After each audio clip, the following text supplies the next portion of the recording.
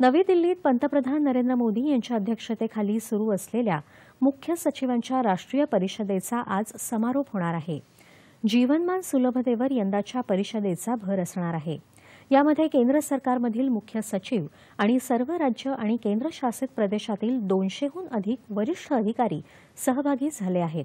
कल्याणकारी योजनांची सुलभता आणि सेवा वितरणातील गुणवत्तेवर विशेष भर देऊन परिषदेत जमीन आणि मालमत्ता, वीज, पेयजल, आरोग्य आणि शालेय शिक्षण या 5 उपविषयांवर चर्चा होत आहे।